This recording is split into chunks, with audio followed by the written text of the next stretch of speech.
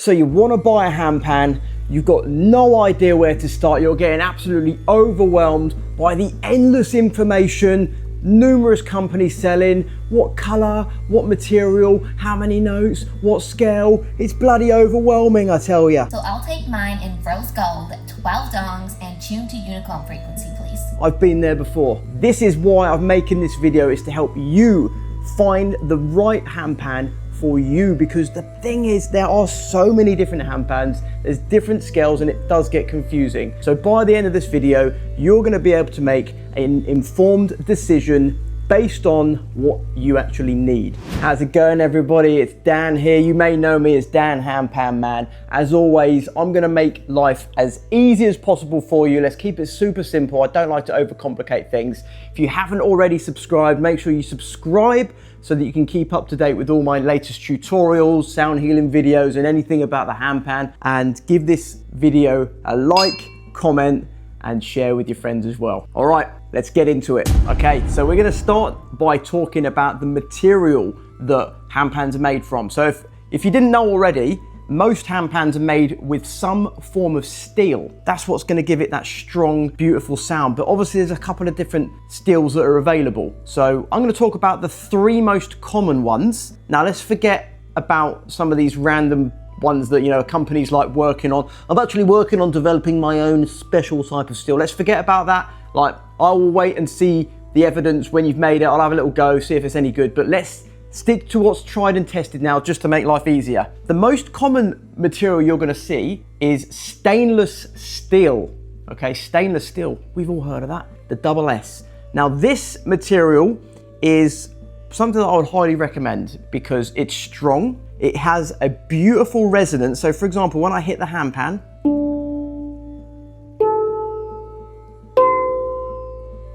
it has this long resonant of the note, if that makes sense. So if what I'm saying is that when you hit it, you hear one little ding and the sound is like vibrating into the universe and you feel it in every cell of your body. That's something I like about stainless steel. The other thing with stainless steel is it's actually really easy to look after. I do tend to like to clean and, you know, polish and, you know, really spend a bit of time. You can check out another video I've done actually about how to clean your handpan. Stainless steel is really easy to look after. It's strong, it's durable, it gives nice resonance on the notes, and it doesn't rust that easily. A second one that you may see is something that is called, I'm gonna try and pronounce it here, hold on, nitrided steel, nitrid steel. Nitrided steel, nitrided steel. Now this is another type of steel that's gone through a process, which means the resonance isn't quite as reverberating, but it's generally better if you are more of a percussive player. Let's say you're someone that likes to go,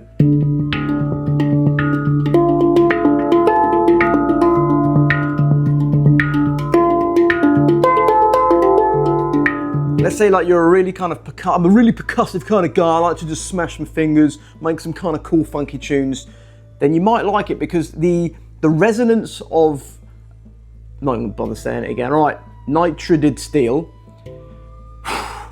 is less. So if you're doing like really quick, crazy things with your fingers, then it could be a good option. And the final one is something which is called ember steel.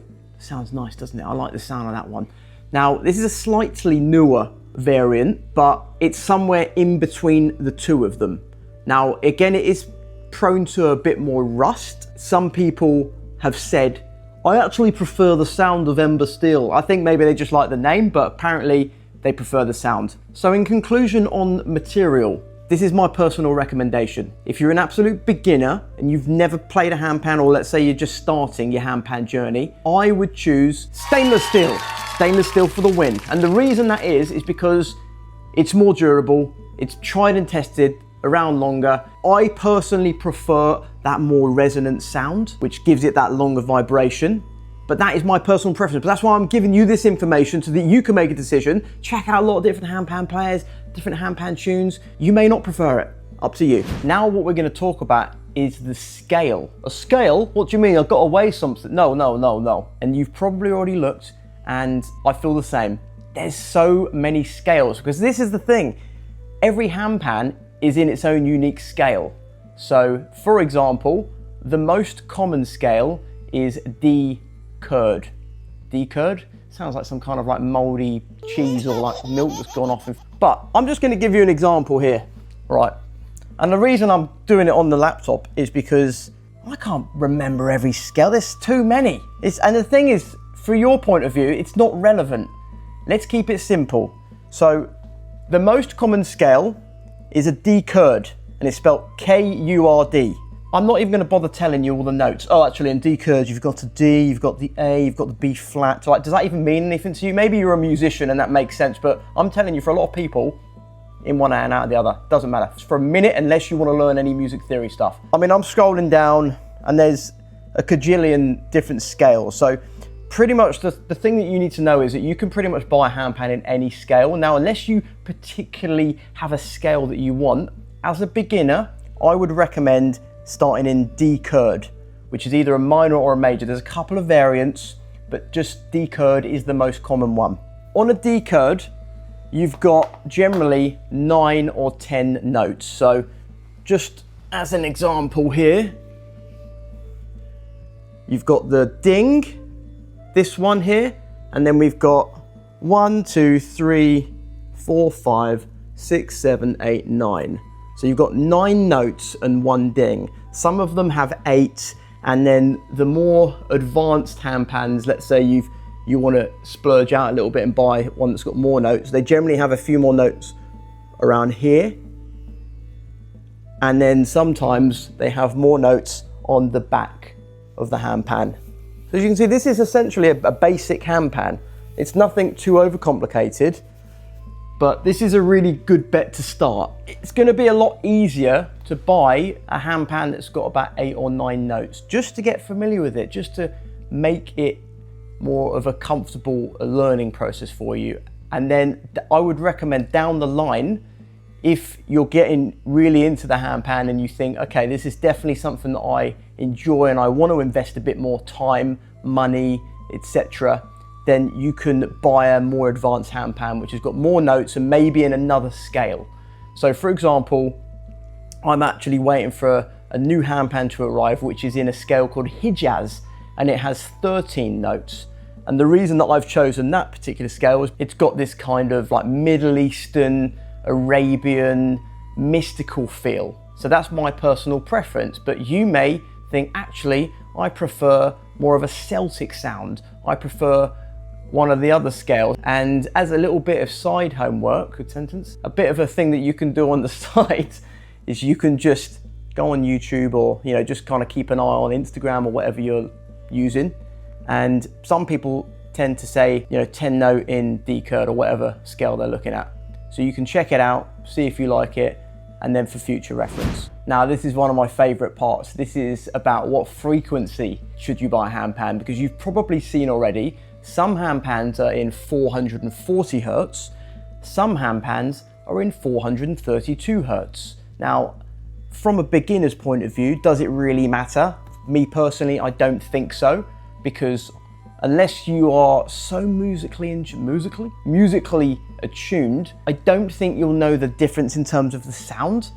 But there are some reasons as to why you may choose one or the other. 440 Hertz is essentially the frequency that most music is tuned to. And that was created back in, I think it was 1939, based on keeping all live music, orchestras within the same frequency to just make life a lot easier so that they could play together. So from your point of view, this is a really important one to know. If you're a musician or someone that thinks that you're likely going to want to play the handpan with other instruments, let's say you want to play the handpan and you're like, oh yeah, it'd be nice to get me mate on guitar or, you know, get someone on the keyboards, then you're going to want to get a handpan in 440 Hertz. That's a really important thing to note. The reason that 432 Hertz is also an option is because this is more in tune and in harmony with the body's natural rhythm.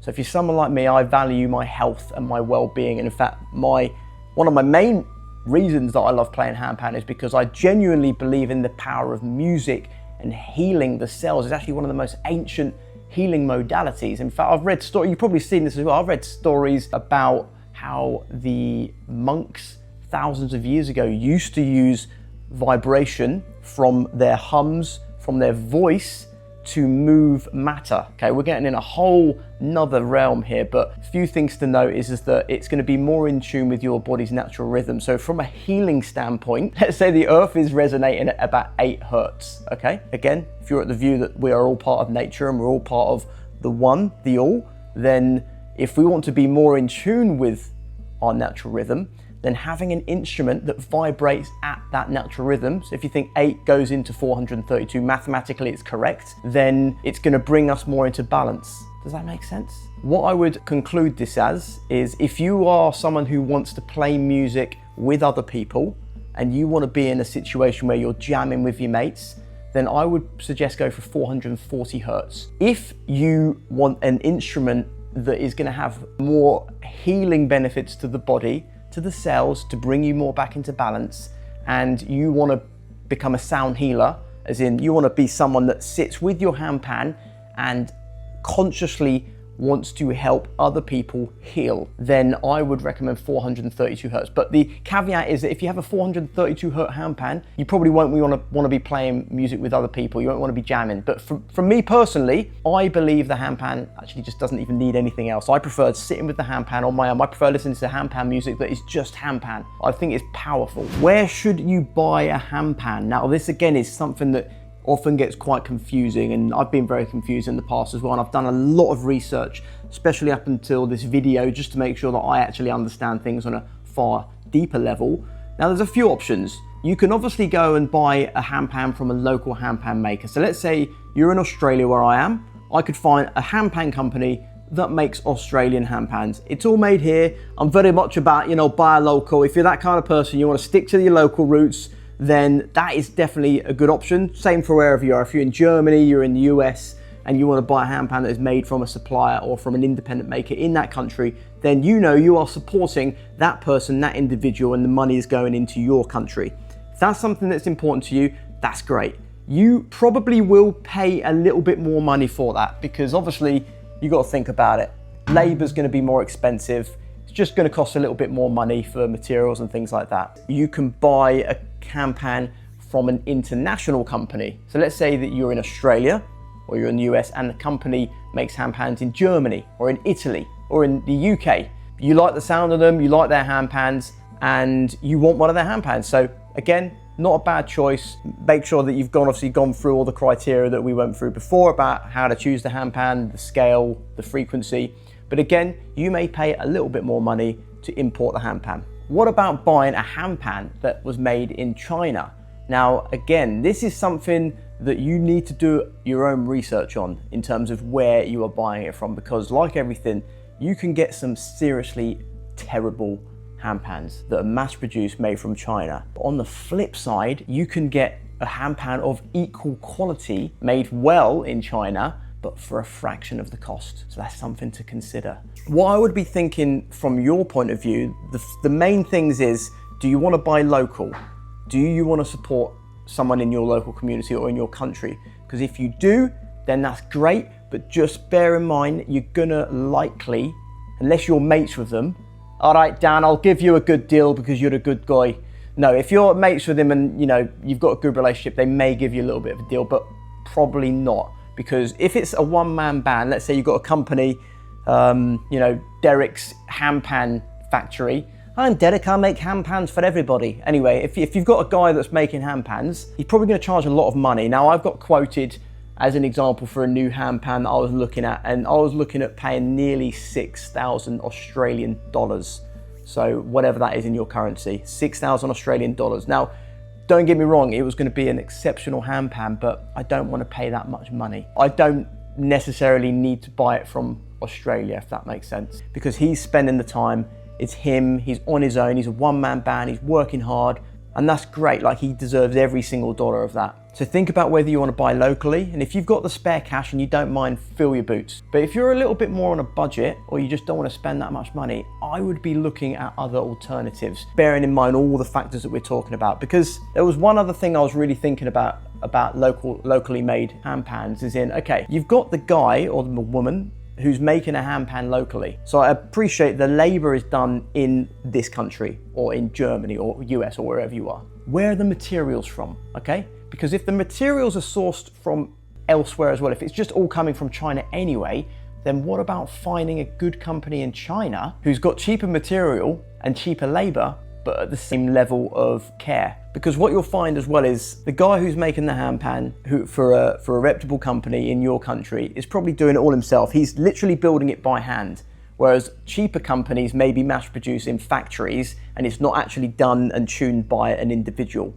But on the flip side, there are also companies that hand make them for far less, and they also get tuned by experienced professionals. So these are the things that I would think about. So you'd probably be looking around about $1,000, $1,200 US for a reasonable handpan. If you're spending anything less than that, then you probably will compromise on the quality. And why does this matter? Okay, so there's actually a couple of things extra that I wanted to add in. I made the video, I was editing it, and then since then I'd already been doing more research and I had more to say, and I was like, I'm not done. I want to add more. So this is what this part of the video is. I'm giving you a little bit more information.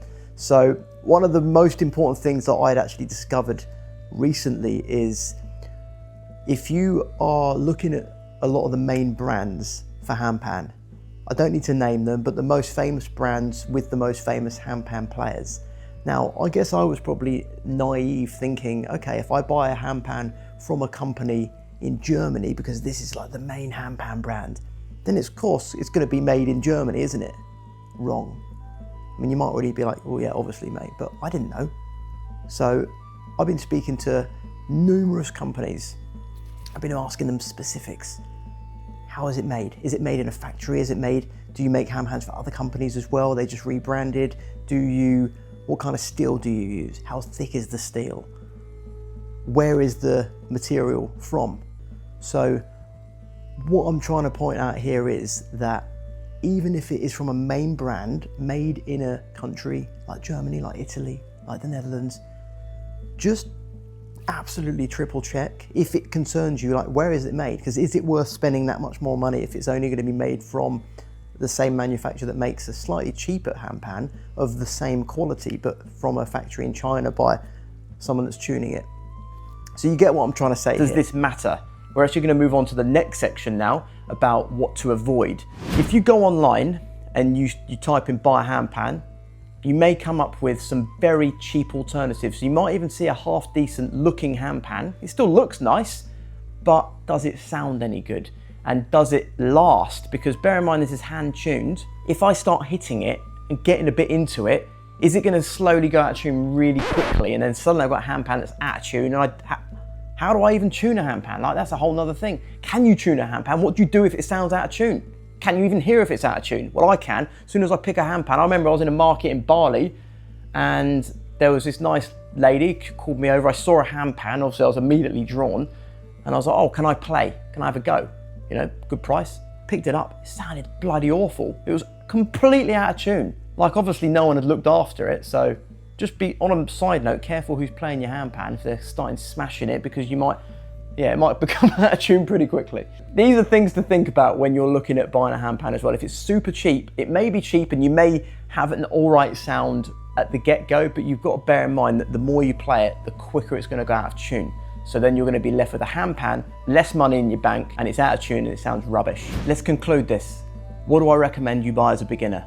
I would recommend you buy a 9 or 10 note handpan made with stainless steel. Doesn't matter about the color, it can be silver or gold. You can choose that. And I would have it in D curd to make it super simple for you.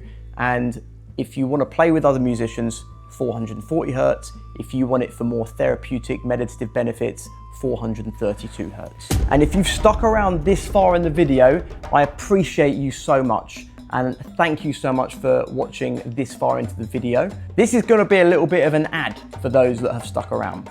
And this is for you if you want a handpan and you want my help helping you buy a handpan. I've partnered to create my own handpan company. And the reason that is because there's clearly a gap in the market and people need help choosing the right handpan. I'm getting inundated with messages, with comments about which handpan should I buy and how to buy the right handpan. So OHR, which stands for One Human Rhythm. And what it also stands for, OHR, is actually Hebrew for or, which means the light. Now, the goal is this business is to connect you to the light, to connect me to the light, to spread more loving, positive energy to the world and through the modality of the handpan. Email me directly. I'll put the email in the comments below and you can be one of the founding members. This is brand new. So this is 2025 if you're watching this video in the future. This is brand new at this stage and you can become one of the founding members to buy one of the very first handpans for OHR, which is One Human Rhythm. So let's connect more people to music. Let's connect more people to their bodies. Let's get you back in harmony with your true self, with your true nature. And let's do it through the power of music, through the power of sound with the handpan as the vessel to help you. So you can either email me directly, comment below if you do want to chat with me, and I'll happily help you choose your very first handpan. Until next time, thank you so much for watching. If you haven't already, give this video a like, comment below, share it with your mate, and just keep spreading the love.